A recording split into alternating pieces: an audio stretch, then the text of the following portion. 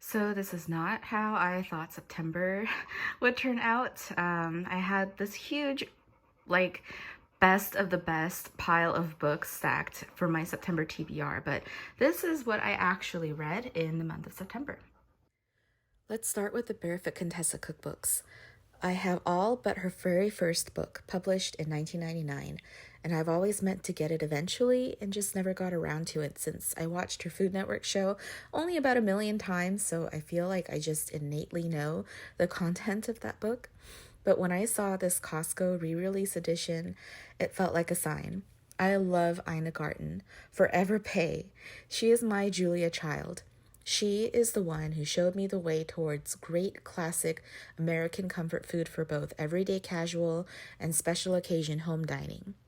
I'm a Korean American millennial living in Southern California, so things like roast chicken and coconut cupcakes never met my stomach until I met Ina. And reading this today in 2021, this book still holds up. Her persona radiates from these recipes, the encouraging tone, the suggestions of brands for ingredients that are now supermarket staples, and I recall they were not 20 years ago when I struggled to find tubed tomato paste. I'm so pleased my Barefoot Contessa collection is now complete. I thought I'd read next her Barefoot in Paris book because I felt like I'd taken for granted the original Barefoot Contessa cookbook, and I've always felt the same way about this one. To be honest, I probably only grazed through reading this after buying it back in 2004 because I just didn't want to eat radishes with butter and salt or have the money to make my own seafood platter.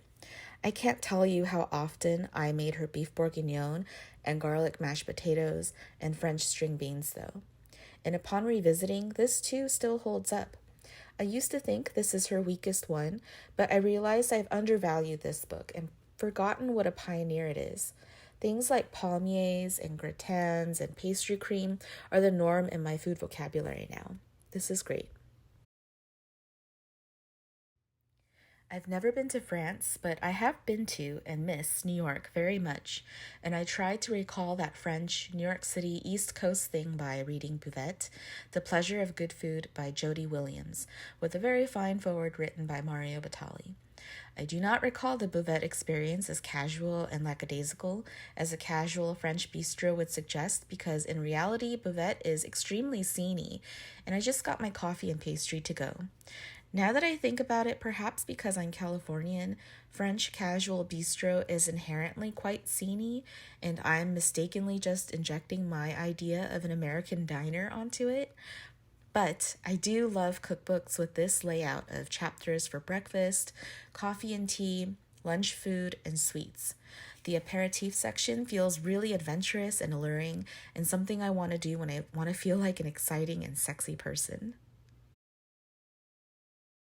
Speaking of the East Coast and restaurants, I read Riders and Lovers by Lily King.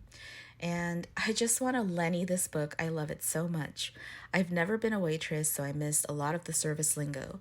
But one of my favorite tropes is the writer/artist struggling in her dogged pursuit towards her craft and ambitions. This book is about passions, all caps. And of course, fuckboys galore. I started this book, and before I knew it, I came up for air at page 46, wondering how the hell we even got here to this roller coaster point of heartbreaking devastation. I have nothing but sympathy for Casey, our protagonist. I love this world of book parties and writers oversharing quirks and the unspoken and immediate act of fitting each other onto a judgment scale. When two like minds come together and make Freudian doodles on a second date. I already can't wait to reread this. So speaking of East Coast waspy vibes, I read White Ivy by Susie Yang. Claire Reed's books made an incredible compare and contrast video with this book and The Great Gatsby, so I was extremely excited to read this. I loved hate reading this book. It's called White Ivy, but really should be called Red Flags. Of all the protagonists who claim to be readers, Ivy is the dumbest one I've yet encountered. Maybe she only reads for clues on how to be white. The story is about Ivy, a Chinese American girl who grows up in a very strict and tightly wound Chinese family that she spends her young adulthood trying to escape from, and in pursuit of better, higher, waspier dreams. I kept getting frustrated and cringed at Ivy's thought process and feelings, oftentimes slamming the book shut, crying out, "Gah, stop being so dumb!" And then at about midway through, the story turns into some Game of Thrones / Get Out plot twists with a lot of what the fuck moments that seem unnecessary, but this whole story is pretty lame, so I guess why not? There's an emotional, climactic, penultimate scene that just made me facepalm myself, and by the final twisty end, I tossed this predictable, hollow book across the room. And last but not least, I read Beautiful World, Where Are You?, the latest by millennial zeitgeist novelist Sally Rooney. I've read and forgotten both Normal People and Conversations with Friends. Mr. Salary still hornily throbbing somewhere in the nooks and crannies of my brain, so I was very much curious how I'd find Beautiful World. It was fine. I enjoyed it. I don't love it. There were certainly some great horny moments.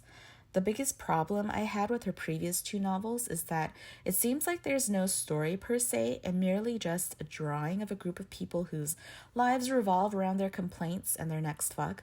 I suppose some would call that life, but I personally call that a boring waste of time. Beautiful World is objectively just as guilty of those faults, but either I've been beaten down by the Rooney zeitgeist or she's gotten better at making it more digestible. I'm going to venture and say the higher age factor here, it comes into play to provide some perspective and a broader worldview that helps ground the four main characters' respective problems and love lives. This almost felt like a documentary of contemporary life, what she wears, how she uses apps, chews gum, or even a 2020s reincarnation of Marquis de Sade going from diatribes mainstream cinema is family-friendly nightmare porn funded by car companies and the U.S. Department of Defense, to fucking. What are you wearing was never this hot. Like with every Sally Rooney, my immediate impulse is to put my face into my hands and crush myself into the nearest wall. But this time I wanted to do it in sympathy for this world and for once not out of frustration. That's everything I read in September. I thought I'd read a lot more, but sometimes that happens and it's fine. No big deal. Just goes to show I can plan ahead all I want and something else can happen instead. Gotta go with the flow. Hope your reading month and summer in general was swell. Thanks for watching. Bye!